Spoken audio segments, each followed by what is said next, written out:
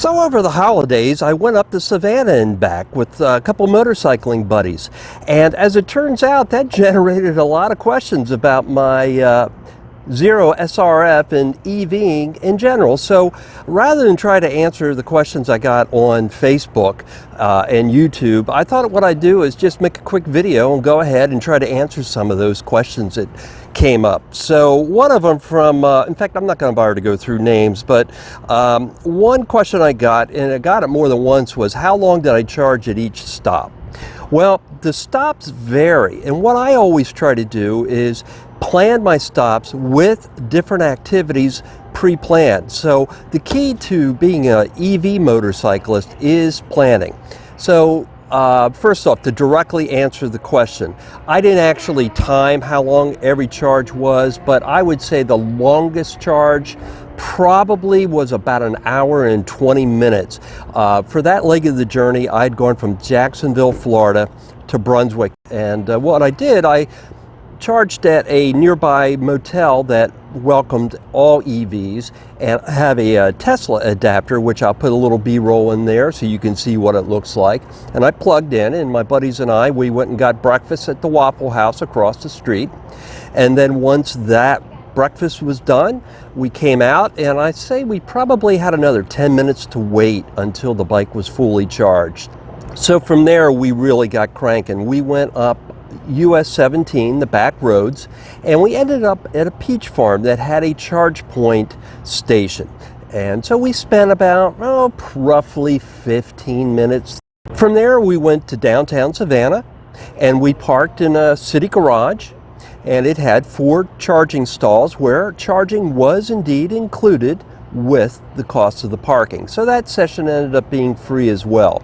A couple people were amazed that I only spent 9 cents to go between Jacksonville and Savannah and back, which was roughly 354 miles. And by the way, for those of you that know the area, the reason it was that much in terms of distance was because we took back roads and we were exploring. So yeah, if you were to go straight I-95, the mileage would have been less. But anyway, the only charging cost I had was at our meetup location in downtown Jacksonville. In that particular case, I probably charged for 10 minutes at a charge point station at WJCT Public Media. So one of the questions I got was pretty darn wide-ranging. The writer wanted to know all about the charging infrastructure across the country. Who pays for it? What are the rates? And so on and so forth. So I'll do my best to sum that up as quickly and as easily as I can. It's all over the map, first off. There's not one clear answer on that, but there's still quite a bit of government funding going into charging stations. For example, I was able to get WJCT Public Media here in Jacksonville, Florida, a federal grant. I went through my local transportation planning organization, which was distributing the grant money. So in that particular case, we put in 2 charge point stations, and for you EV folks out there, they each put out 6.6 kilowatts. And what I did, I set up a charging cost structure, 1 for the general public and 2 for employees.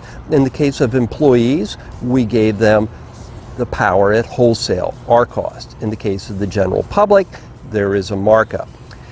Now, that's just one model. Now, businesses, of course, can do whatever model they want. They can charge as much as they want.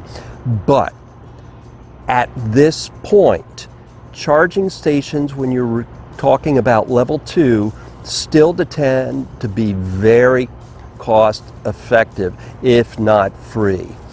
At least here in Florida, and I found that to be true in Georgia as well.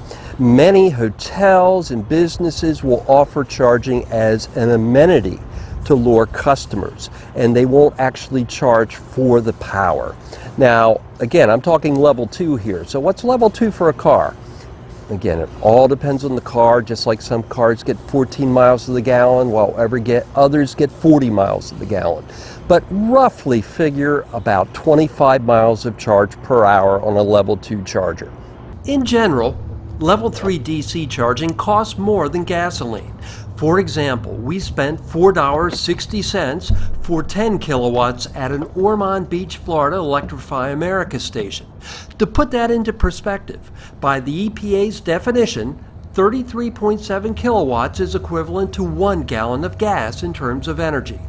But that's not exactly an apples-to-apples comparison, since EVs tend to be much more efficient.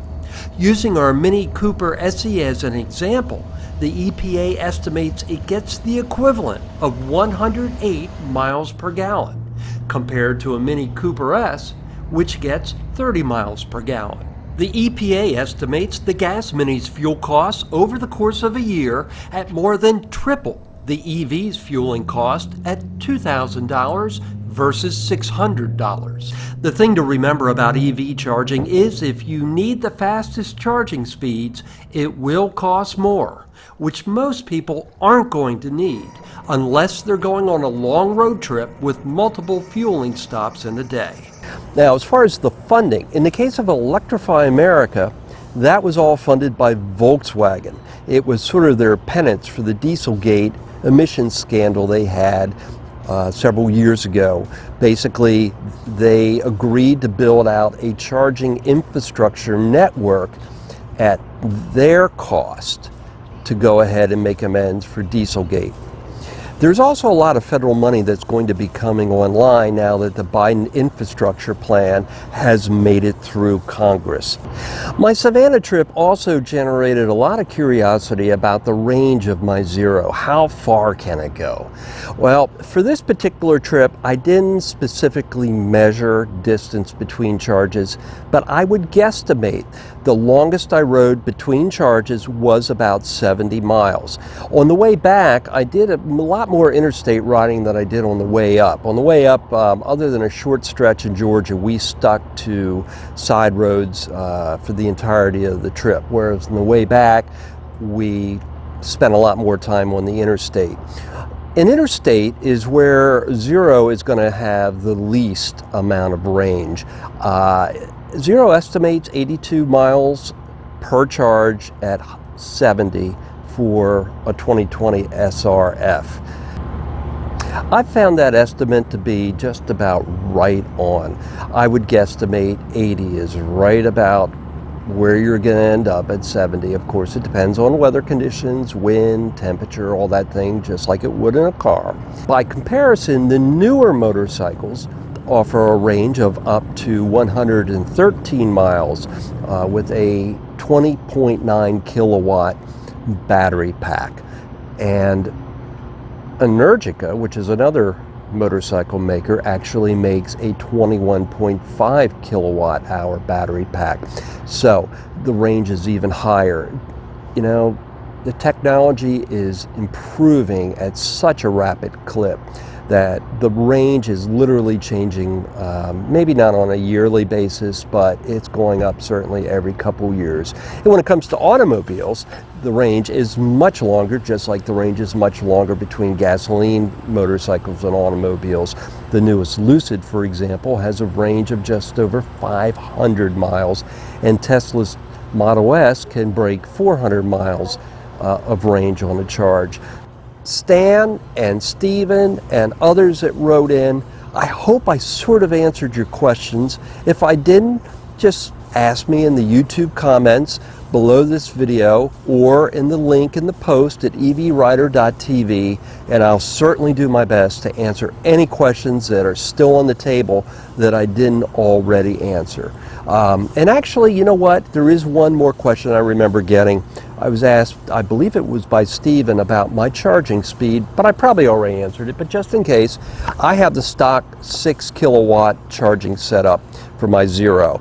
Now, for those that you don't know that don't follow motorcycles, Zero does offer double the charging speed through something called a rapid charger accessory, which I don't have. If I were to have gotten that, my charging speeds for that Savannah trip that everybody asked about would have been cut by roughly half, assuming I could access 2 stations, which I could have, with a product called the eMoto Design DJ Rapid Charge.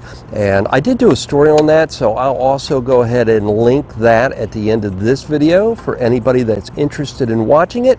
And if you've enjoyed this first episode of 2022 of EV Rider, please give it a like and subscribe. And I look forward to bringing you more EV motorcycling adventures and introduce you to more of the people and places that make the Sunshine State special. Thanks for watching.